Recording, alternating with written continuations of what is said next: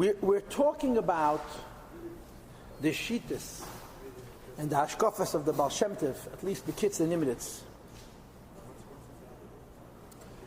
And the points that I want to touch on today are the idea of Simcha and the idea of Oziv Tazev Imei, which are very, very basic changes in the Hashkaf of the Heilig of Baal Shem Tov. Kedem Kol, the Yina Simcha. The Baal Shem Tov obsessed over joy.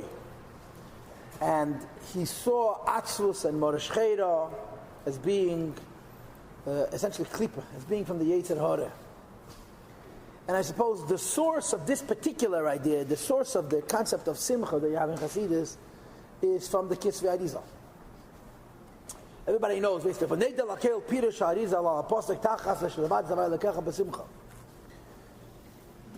weird about it is that this Arizal is actually a Rambam. The Rambam says almost exactly the same thing. The Rebbe has a Ha'ara where he asks the question, why does the Alter Rebbe in Perek Chavav quote the Arizal when the Rambam says exactly the same thing? The Rambam says in Safek HaSukkah V'lov,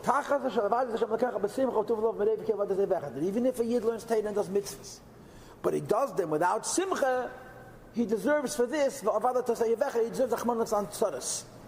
And the Arizal says the same idea. It's brought in Kisvei Arizal. Rachamana writes that Kol HaHasagos Shehisig Moiri, all of the incredible madreges that Arizal reached, was all because of Simcha Shel Mitzvah.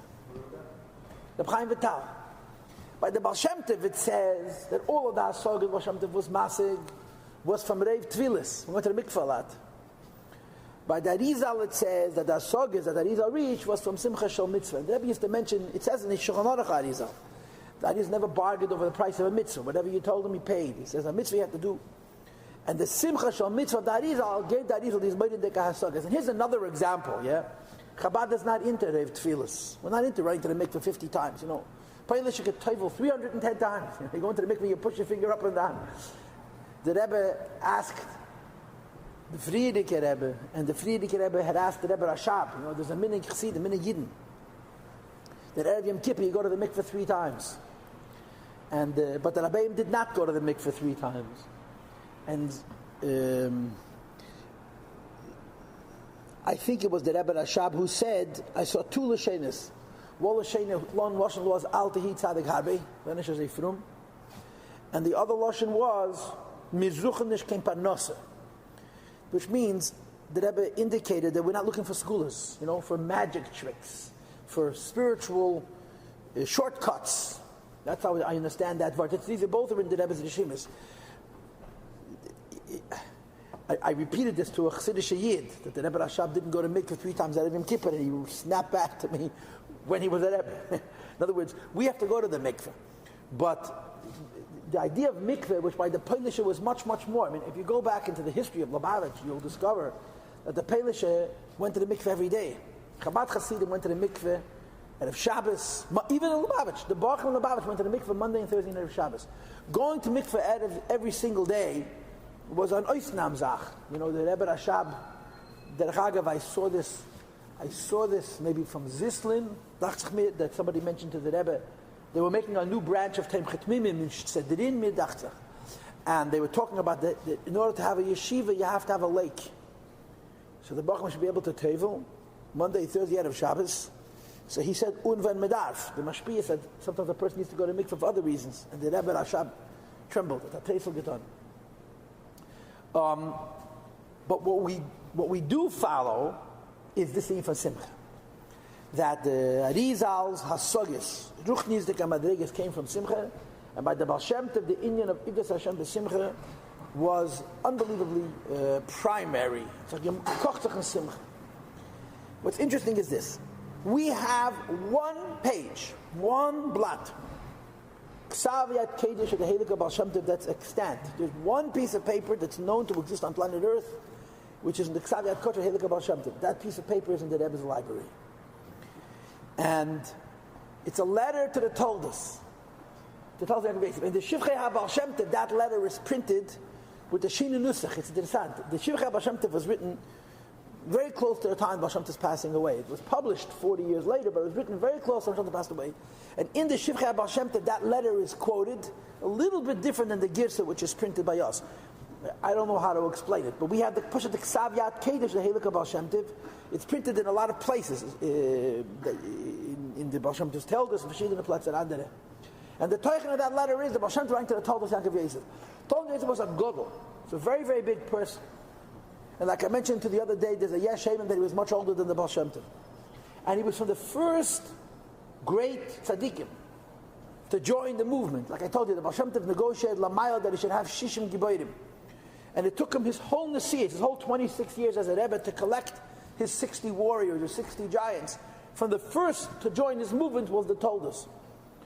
And the Toldos Yaakov Yosef was a Ovid Elokim. The Baal Shem Tov writes him a letter, stop fasting, stop being depressed, Ivdas Hashem B'Simcha. To the Toldos Yaakov Yosef, to serve Hashem B'Simcha. But the Baal Shem Tov Din HaSimcha was Oisei Geveinlich. And it's a fact that the Baal Shem Tov had Poshet tanzen, for singen and tanzen. The Baal Shem Tov's Nagina, the Baal Shem Tov's Avoida involved more than the Simcha. Himself personally, and also from his Chassidim. By him, the idea of Simcha was very, very important. And there's a very interesting psychological way to say it. The Gra, the Vilna Gaon, who was a Masmid Nifla, his Hasmada is impossible to understand. Literally, the Vilna Gaon used to learn 18 hours a day. Learn 18 hours a day. That means to say, the other 6, he ate and slept and took care of his needs. 18 Shalom less. His Hasmada was wunderbar. The Gra used to board up his windows, so the sunlight shouldn't come into his room. And he would learn by day with candlelight. It reveals the mahus of the person. The Gra was a Morosh Cheda. He was Beteva, that kind of a person. Now Morosh Cheda is a person who's a Masmid B'Limud B'Tiva. He's naturally diligent. The Gra's mother was Blik Vul. But he needed a fakvetch the place. He couldn't deal with light. He couldn't deal with openness. He couldn't deal with freedom. It interfered with his tzimtzum. The Baal Shem Tov had lieb gehad licht. Baal Shem Tov loved light. At night, the Baal Shem Tov would sometimes light hundreds of candles. And by day, versteht sich, he had windows. Was mehr licht gibt. Baal Shem Tov would sich teufeln. Baal Shem Tov would go to the mikveh. So, of course, the detail that we all forget is he would literally break ice and tevel in an ice-cold river. Yeah, but he would push a light candle. It's a line lichtig. Hashem Tov alt lichtigkeit. And there's a correlation between joy and light and melancholy and darkness. And you see clearly the push of the personality of the people, the directions in which their lives went. The Baal Shem Tov was a freiliche mensch. The Rebbe once mentioned in a Fabrengen that the Baal Shem Tov once went to Tevel, the mikveh, and he needed to have candles. And the Shamish, after the Baal Shem Tov, Rebbe, the candles are burning out. So the Baal Shem Tov reached out and he grabbed icicles. There were ice, you know how ice can form? If it drips, he had long, long strips of ice. He broke them off and says, oh, here's candles. They stuck them in the snow and they lit them and they burned. That's a nest. That can the Baal Shem Tov machen. But the point is, by the Baal Shem Tov, this was a symptom of his shita of the Avodas Hashem Mitach Simcha. And of course, in Chassidus Chabad, there's kama v'kama dugmois. In the story of history of Chassidus, where the idea of Simcha was paid its all gedorim, that if a person wants to solve problems, one of the H's to solving problems is the inyan of Simcha. And there's a long Arichas de Kesipur, which I don't know all the details of at the moment. It's in Likutei Devarim. But the kitzur of the Maisa was that the Middle Rebbe had a whole complicated and very, very sophisticated order in Lubavitch. The Middle Rebbe had cavalry, had horses. Horses, a stable of horses. And Chassidim used to do maneuvers. They would do tricks. The Middle Rebbe had a kapelje, which was an orchestra and a choir. And by the Middle Rebbe's given sight, the Baal Shem Tov, he would come out and he would ask, they would play, and he would sit and listen. What the Middle Rebbe Tufket on Damalt, but I'm sure it wasn't entertainment, it was Lenin Ruchni Eliki.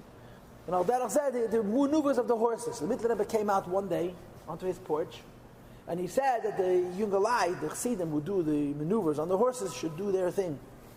and they started to perform. And the middle Rebbe said the Chassidim should sing and dance and be b'simcha gedola. And he encouraged very much it should be b'simcha. And as the event progressed, someone came running to the middle Rebbe and told the middle Rebbe that Reb Nachum, his own son, had fallen from his horse, and he was trampled Rachamana Liba Baii, the horse, which meant to say that he was in a matzav of very, very serious pakuach nefesh. And the middle Rebbe's only response was that the Chassidim should be more b'simcha. They should tanzen, they should singen, there should be a gewaldige simcha by the Chassidim. And they kept on telling him how dire the matzav of his son is, and his reaction was. And the end of the story was they finally came and told him that they don't know how, but Reb Nachum was feeling better. So he said, okay, now he could stop. And the Mittel Rebbe explained later that he saw Poshta Kitrog on his own son. He saw that Reb Nachum was a sakana. And he decided that Simcha paid its gedder, that he's going to solve, he's going to conquer, he's going to defeat this Dovara through Simcha. And the fact of the matter was, Reb Nachum, Mittel Rebbe's son, had Moidenik Arichas Yomim. He lived many years. So it worked. Bottom line is, Simcha works. By the way, Derech Agav, does anybody know what is the mocker of the so-called Maimon Chazal? Simcha paid it together. Who said it first? Simcha paid it together. In the Mamar Chassidus, they're mitzayin to Samach Reish Nun Zayin from the Rebbe Rashab. Everybody assumes Simcha paid it together is a Maimon Chazal. It may be a Maimon Chazal from the Baal Shem Tov, from the Alter Rebbe. I don't know if there's such a medrash or such a Simcha paid it together. Is there a source of Simcha paid it together from the Chazal or even from the Rishonim? Because my mother Chassidus don't quote a source. This is the Derech Agav. Because this was one of the most important about the Shani Simcha. And of course, as you guys know, the twin, the corollary, the other side of the coin of Simcha is Anova. Vayosfu Anova and Bahavaya Simcha. There's a connection between Anivis and Simcha. And this of course, you read in the Lange Brief, the famous long letter from the Rebbe, for the Friedrich Rebbe, which he wrote to the Rebbetzin. And Derech Agav, then in the new volume of Vigis Kedish was printed, the Friedrich Rebbe writes a letter to the Rebbetzin, and he says to the Rebbetzin that give it to the Baba, to the Rebbetzin Shteiner Sarah. She'll only need it for a few days to read the whole letter, and she'll have a lot of nachas. The Friedrich had written the Rebbetzin a long letter. He never finished it. So when the letter was written, he gave it to the Rebbetzin unfinished, and he said to the Rebbetzin, to his daughter, do me a favor, show it to my mother. And of course, in that letter, you have this chassid, whose name is Reb Mordechai. Reb Mordechai is the Talmud of the Heilige Baal Shem Tov. And he has two friends. One of his two friends is Reb Chaim. And he goes to find Reb Chaim, and he wants to be Makadev him to Chassidus. It's a ganz harichas sipur with so many pirtei pratim. It's incredible. In that story, he had dreams that he had, that the Friedrich Rebbe writes. And the spirit of it all is he meets Reb Chaim. Reb Chaim has blinders on his eyes, cotton in his ears, he stuffs something up his nose, he should have no chushim, and he sits as a verquetscht. And when he meets his old friend, he says to him, it's 20-something years that I'm sitting here by precious. So Friedrich Rebbe describes that Mordechai wanted to grab his friend and shake him and say, take the cotton out of your ears, take the mask off your eyes, Zaya Mentri Alavich, stop it, be a person. The essence of the issue was that when a person serves the Eibishter with such a verquetschkeit, he's pushed so fully consumed with himself. Or it's not the Eibishter, it's you. As opposed to when you allow yourself simcha, the simcha allows you to forget about yourself. And as the long letter develops, you see the Chaim developing a respect for the Mordechai, his friend, and it expresses itself as after Yom Kippur, after Yom Kippur, the whole avodah Yom Kippur. These were real Jews. The 24 hours a day they fought, they served the Eibishter. They danced to celebrate the, avodah Hashem, the idea of simcha. Simcha makes you forget all the honor. But the Baal Shem Tov, simcha was moedenik. And of course, in Chassidus, I suppose you could say that the most powerful example of the Simcha is the Rebbe, our Rebbe. And what's so interesting about it is that the Rebbe himself said of himself that Beteva is a Marashchena. He's not Beteva, a freilich person. But everything about the Rebbe was, changing that nature. The Rebbe was a man who had unbelievable Simcha, and he oozed and he radiated and he roused in other people this avoid of serving Hashem with simcha v'toleva. Dinyan simcha. So this is one thing I wanted to mention.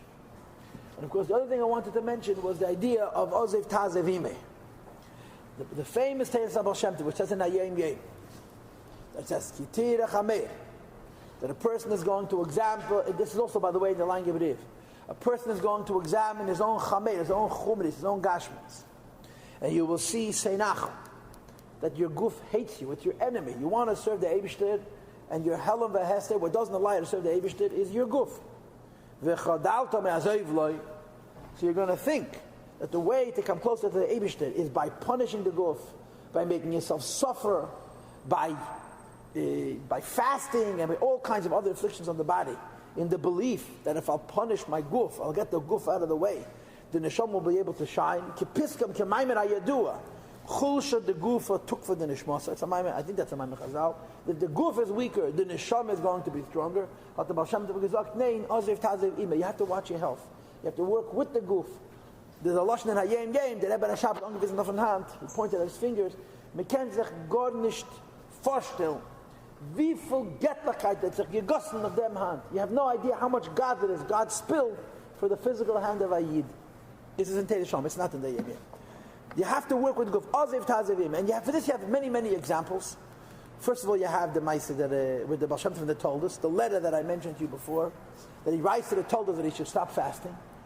And of course, the most powerful dogma for this is the struggle that went on between the Mezritcher Magid and his son of Ram the Malach. Ram the Malach was Kishmai Keinu, he was a Malach.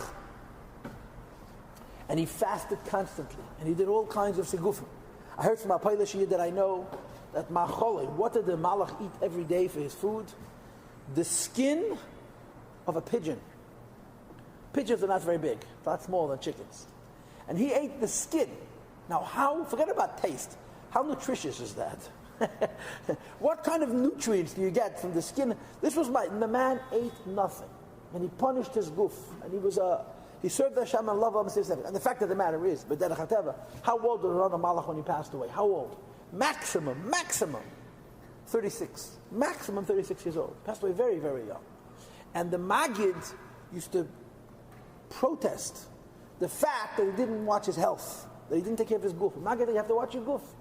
And the Malach once said, I don't have an obligation to put aside the wishes of my Father in heaven for my father of the flesh. From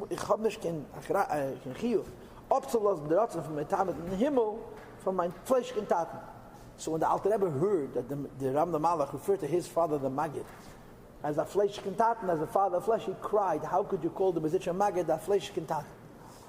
In the tzavah, there's a tzavah that the Magid spoke. The Magid left the tzavah for his son, and Bechlal for the Talmidim, but it was bedibur, it was spoken and not written. And the Chavraya Kadisha wrote it down and endorsed it. They signed it. We call it notarizing it. You have the tzavah is printed in Kama Mekemis, and in that tzavah you have many different details. Hiras that the Mezritcher Magid left for his son, the Malach, and one of them was that you have to watch your health. Valaklein lechel in guf is a greater lechel in the neshama. A small hole in the body is a huge gape in the soul. In other words, if the guf is not healthy, then you can't serve the Eibishter properly. The guf darf sein ganz. This is a yesod in Chassidus. Men darf sein gesund. We don't believe in punishing the body and suffering. You have to be healthy. One of the Bacham asked me last night, how do you reconcile that with the fact that the Rabbeim were all fasting? They were telling us, and I don't know the explanation. But the derech and the sheet of Chassidus is a person has to watch his health. And forget, when you're healthy, you can serve the Eibishter. The Rebbe always quoted the Rambam. Forget, the Mokkah says the Rambam. Hayez haguf body v'sholem medarki Hashem hu. And the Rebbe said that you have to add one word to the Rambam. Medarki avodas Hashem hu. If you're going to serve the Eibishter, you have to be healthy. Because how could you serve the Eibishter if you have a michush and you don't feel well and so forth and so on? There's two shittas. By the early Mekubalim, the Chassidi Ashkenaz, they believe that you have to punish the body and you have to fast and you have to sit on nests of meat-eating ants and you have to roll in the snow. All kinds of Yesudim to be mezachach the person. And the Baal Shem Tov had a different sheet. The Baal Shem Tov had a different derech. Baal Shem Tov follows Takadis, the Rambam, and das gesund und stark. And by Chassidim, this was a very, very, very big Yesod. And the Baal Shem Tov hat das gemont, darf hitten the guf. Eibishter, you get my guf, darf him hitten. So those are 2 points that I wanted to mention. And I already told you the story. It's no point in repeating the story, but I told you the story about this Pashat Yid It's in the Kutei Deburim, who wanted to be Matzliach in Teira. So he learned from a visitor, from a passerby, from an Oirech, that the way to open up your mind to Teira is to make yourself suffer. So he would work a half a day in his shop, and then he would go out into the forest and sit on the nest of ants and say Tillim and cry. And the Baal Shem Tov met him, and Baal Shem Tov asked him what he's doing. So he told the Baal Shem Tov that he's punishing his guf because he's hoping that this will affect Psach Libi B'Seder Secha, he should be able to learn Teira. And the Baal Shem Tov said, this is not a good approach, I'm sorry, I have a better way. And the Baal Shem Tov told him, give me all of your wealth and I'll teach you the whole Teira. And that was the end of the story, that he became a tzaddik. I told you the story a few weeks ago. But this is an example, and there are ribui dugmois for this idea that a person has to watch his health. A person is not allowed to destroy his guf. The Eibush gave you a guf. You have to watch your guf. And of course, on Pnimiyas the Kamadregis is because the guf is a keli for lakus, and so forth. Now, another thing that I want to mention is, of course, the preciousness of a yid, the tayarkeit from a yid. And this, of course, lies at the very, very heart of Chassidus. I'll say it to you this way. I am a darshan. I give speeches. I'm a darshan. I make speeches. So when you're a darshan, you have to find provocative ways to say simple things. Sometimes it's not just enough to say it. You say it the way that gets people's attention. And this is one of the ideas which I really believe is true. If you wanted to get at what is Chassidus, people are still not sure what Chassidus is. I mean, Chassidus is, if the birth date of Chassidus is Taf Tzadik Daled, Chassidus is 270 years old. Almost 280 years old, 278 years old. Chassidus has been around for a very, very long time. Taf Tzadik Daled, Taf Kuf Tzadik Daled, Taf Reish Tzadik Daled, now we're holding Taf Shin Ayin Beis. It's almost 280 years old. And Adayeh Mazeh, people have a very hard time saying to themselves, so what really is Chassidus? Chassidus Mihu, what is it? And I think a legitimate way of articulating the very essence of Chassidus is the following statement. Chassidus shifted the center of gravity of Yiddishkeit. And gravity, of course, means weight. But gravity also means seriousness. Chassidus shifted the center of gravity of Yiddishkeit away from Teira Mitzvahs to a Yid. In other words, until Chassidus, Sof Kol Sof Yiddishkeit is about Teira Mitzvahs. Now obviously, only a Yid could learn Teira Mitzvahs. A guy does Teira Mitzvahs is not the same Inyan. But you were a Yid because of your Teira Mitzvahs. In Chassidus, it's faked. You're a Teira Mitzvahs because you're a Yid. And as a result, in Chassidus, the most precious thing is a Yid. It doesn't make a difference what kind of a Yid he is. It doesn't make a difference whether he has any shaykh of Teira Mitzvahs whatsoever, because the inyan of Yiddishkeit is not the Teira Mitzvahs. The inyan of Yiddishkeit is the Yid. The Teira Mitzvahs is a secondary inyan. The Rebbe spoke a sikha in the Sum of Tashin and Aleph. It's a pretty radical sikha. Yeah? It's Pashas Kiseitze. It says in Pashas Kiseitze, Kiseitze la mochoma alevech. That you're going to go out on a war against your enemies. So of course, Kiseitze la mochoma alevecha, the Rashi says, you're going to a war. Chassidus says, Kiseitze la mochoma alevecha goes when the neshama comes into this guf. The neshama comes down into this world, the neshama is engaged in a war. Zokt Rashi, when the neshama comes into this world, and he's involved in a milchama, it's a milchama sarashus. What's meant us? So the Rebbe teached. The purpose of a neshama coming into this world is to be here. If, on top of being here, the neshama does in Yadam of Teira Mitzvahs, that's reshus. that's already gravy. It's a dividend. It's a profit. In other words, a neshama comes into this world and doesn't learn one word of the single mitzvah. That's the kavanah, because the most powerful thing in the Eibishter's purpose is not the Teira Mitzvahs of a Yid, but the Etzem Metzias of a Yid. I told you this before. The Middle Rebbe once said, "Hart den ganzen kein Asfage nicht. Wie viel es ist Teil la Meila, a neshama in a guf noch ein Reger." You have no idea how much it means to the Eibishter that a neshama should stay in a guf for one more second. So in Chassidus, the most important thing is the Tayakait of a Yid. And the truth of the matter is, it's a Moedendike revolution. It's an unbelievable revolution. It's a Moedendike revolution. And the Rebbe has a sikha in the early Chalakim L'Kutei Sichos, where the Rebbe said that there's 3 madreges in the V'ahavta L'Recha Kamecha. The Baal Shem Tov, the Magid, and the Alter Rebbe. The Baal Shem Tov said, what's made V'ahavta L'Recha Kamecha? What is the Kamecha that you have to love a Jew that you never saw, you never met? Maybe Layam. The Mezitcher Magid said, he said, the Sheidu by the Mezitcher Magid was that the Talmidim used to take turns being his Meshadas. They took turns serving him. And during the Tkufa that you were the Meshadas, you were mamish with the Magid all the time. So during the Tkufa that Rebbe Reb Melech Melezhensk, was the Meshamash of the Mezitcher Magid, the Magid suddenly says to him, Hes Melech, was Mezok to the Mesifta Derekiya. You hear Melech, the Magid heard what's going on in the Maila. You heard what they said in Mesifta Derekiya. Al V'ahavta L'Recha Kamecha meant, Am Daf Liba Ma Rasha Gama V'Yatadagam. You have to love a complete Rasha the same way you love a complete Tzaddik. So this is more than the Baal Shem Tov, because it's not just saying you have to love every Jew, you have to love every Jew the same. And the Alter Rebbe says in Tanya, in other words, it's not the pshat that you have to love the Rasha like the Tzaddik. There's no such thing as the Rasha and the Tzaddik. They're all the same. In Chassidus, we have to the preciousness of a Jew is believable, and of course, it's never been more revealed than the last in our generation. So many Yidden went away from Yiddishkeit, became frei. And in the beginning of this movement of going away from Yiddishkeit, you could claim and argue that they're going to infinite courses. People went away from Yiddishkeit on principle. Judaism was the cause of all their tzaras, and it's all superstition. And the Frierdiker Rebbe undertook a shita of being makarev as they get up in a freie Yidden. So of course, you know that in the Satmar communities, in the so-called Haredi world, you're not allowed to makarev them, and so forth and so on. So of course, the famous word from the Frierdiker Rebbe, everybody knows. You came to the Frierdiker Rebbe and said, "How could you be makarev this person? This person is in the category of Medidin V'Leimaylan, that you have to bring about his Hepech HaChaim. He's a bad guy." So the Frierdiker Rebbe said the Shulchan Aruch has 4 sections. And the last of the 4 sections is a Cheshem Mishpat.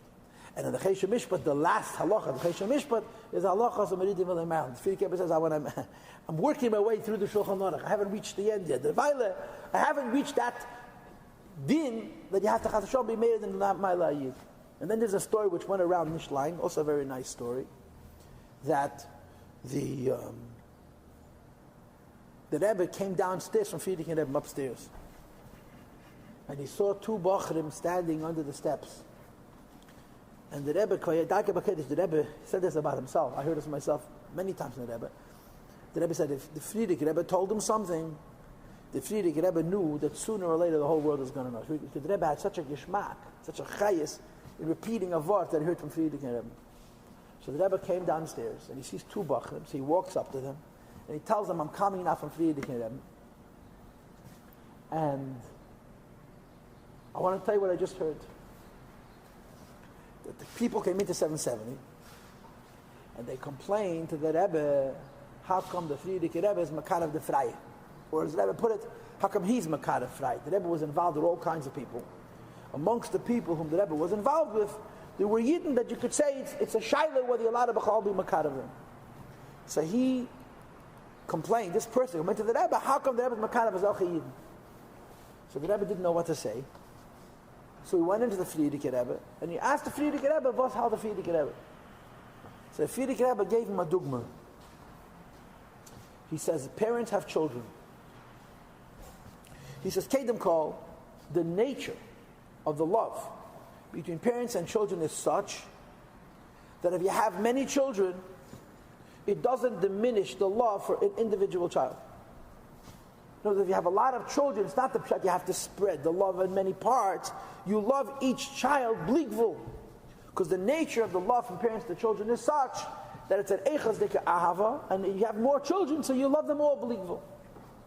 But if chas v'shalom, a person has a child who's not well, or mazagin he's missing an arm, or he cannot see, or he cannot walk, so the reality is that although every parent loves every child bligvul, when you have a child, chas v'shalom, who's ill, there's a special kind of love. In other words, he was trying to be medayik. It doesn't mean that the other children's love is less. It's also believable, but it's still special. And he said the nimshal, if you have a Yiddish kind, was leit nicht ketfilm, he doesn't have an arm. You have a kid that's kirishma, You have a Yiddish person doesn't go to shul, hat nicht kafis.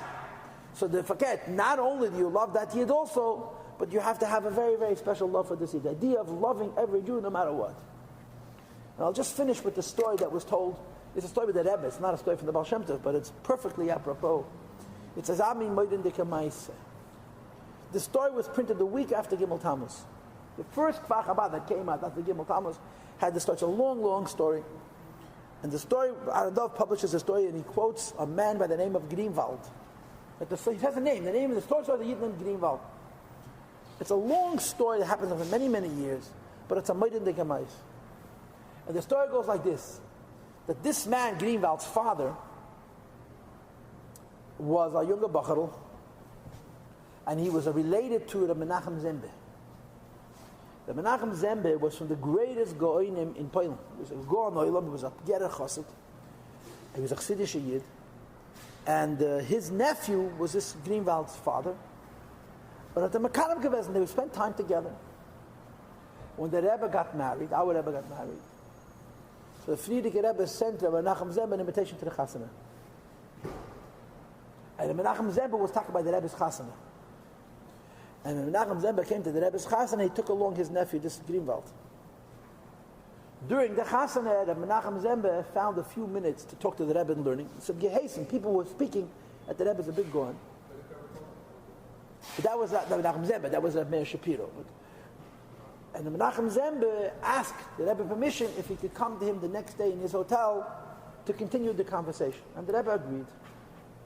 So the next day, this Greenwald, younger man, this Bachal Greenwald came with his uncle, the Menachem Zembe, to the Rebbe's hotel where he was staying. But he had to learn. He didn't understand the learning very much. When the conversation finished, the Menachem Zembe turns to the Rebbe and said, "This is my nephew." And he's Kach V'Kach, Greenwald. The Rebbe gave him Shalom. The Rebbe says to him, when two Jewish people meet, darf man d'erzählen hat Vartere. So the Rebbe says, I want to ask you a question. How come the fifth Lichtel of Chanukah, the fifth night of Chanukah, can never be on Shabbos? So he says he doesn't know. So the Rebbe answers him, because the fifth night of Chanukah shows on the greatest darkness. Guess the Choshech.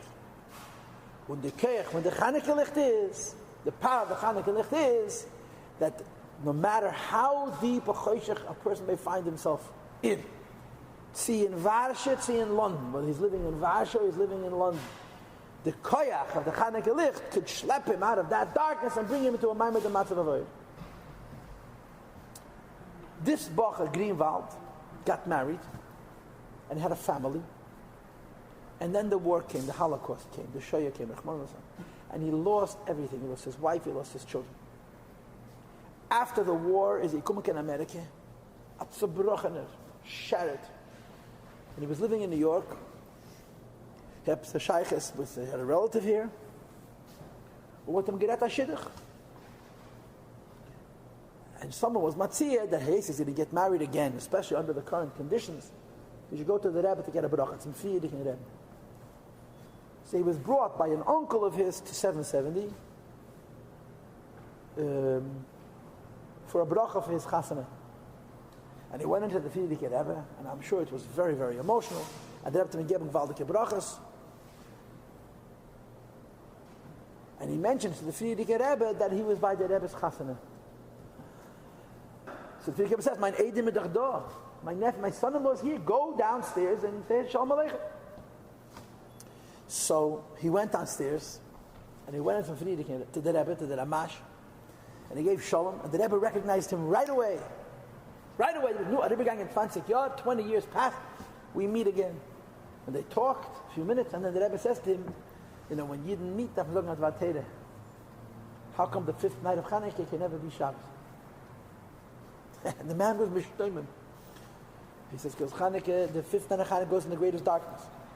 And the Keach of the Chanukah Licht is so strong that no matter wie favor from it is, see in New York, see in London, whether you're living in New York, you're living in London, the Keach of the Chanukah Licht can Ishlam from the Gesta Chesht. Anyway, this person got married and he moved to Toronto. Fast forward 20 years, and his son is getting married. Trachtet zu sich, I met the Rebbe by my chasana. I'd like my son. But in Toronto, he was involved in the Satmar Kehillah, and there was big kindness to the Rebbe. I mean, forget about Tziyonis. They felt you're not allowed to be Makala Freya. Freya Yidden, who needs them? Their whole, it's a different Shita B'chalal. And he called up 7-7 and he asked to make an appointment to the Rebbe. And of course he was told it's not Shaykhis. And he told Rabbi Chavik of this connection he had to the Rebbe from so many years before. And he was told he has a right to go into it. They'll give him permission, let him go in, but 1 minute, just a bracha, and Laman Hashem, he shouldn't ask any questions of the Rebbe. He's not allowed to say anything, just a right in a race. He came to New York, he took his son into the Rebbe. As soon as he walks in, the Rebbe smiled and says, another 20 years have passed, it's time that we meet again. And the Rebbe gives him brachas. And then he says to the Rebbe, I was warned by the mosquitoes that I'm not allowed to ask any questions. But can I ask the question anyway? So the Rebbe says to him, the Shvertach dir zu mir geschickt. The Friedrich sent you to me, the Charai, that I have to answer your questions. Ask. So he says to the Rebbe that he lives in a Satmar Kehillah, and although he has very warm feelings for Lubavitch, he has incredible pressure. Mit Chaveirim. Hayitochen, the Lubavitcher Rebbe is Makar Freya. So the Friedrich, so the Rebbe says to him, Dein Shochet de Kanoi, your neighbor, the Zealot. And of course, there was the Ruach HaKodesh that the Rebbe knew from whom he was hearing this tiny. If it was his child, Rachamana Liba Baii von Yiddischen Weg, would he say, or would he say, don't neglect your own children, your own family? But the Friedrich Rebbe, every child, every Yid was his own child. Sure. The man's about to walk out. The Rebbe says, why can't the fifth night of Hanukkah be Shabbos? The man was ois mensch. And they repeats exactly the same Teda, that it shows in the greatest darkness. And the Chech of the Chanukah left in Reish Leppen from the Gesta Cheshach. And he says, "Sie mir gefindt sich in Toronto, see in London." He was living in Toronto. And he leaves. 10 or 11 years later, he's traveling to London to a chasana. And he's approached by that neighbor who had complained to him. The same neighbor had complained to him. How you talking? The guy approaches him and says to him, "I need you a favor." He says, "Nobody here knows this. It's a secret. But I have a daughter, and she's living in London. And I don't even know where she is. Her Yosef is going to be in London. And you have a shaykhus with Lubavitch. Was touring in Kiev. If you could do something to help my daughter, I would be very appreciative." Anyway, he goes to London. What does he know about finding a girl who's living with a guy? Rabbi Glick, alav shalom, they call him the Rebbe's roving shliach. He was a very interesting Jew. He was put in contact with this person.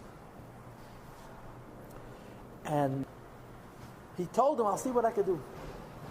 He stayed in London for 9-10 days. It was a chasanim, tasheva, so a few days later, Rabbi Glick calls him. And he says to him, "Come to my house right now." Sure?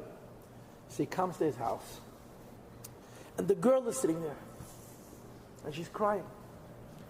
He has no idea how he found her. He has no idea what he did. The bottom line is, he talked her out of marrying this guy. And he looks over, and there are 5 candidates. It's finished. Sure. But the story doesn't finish.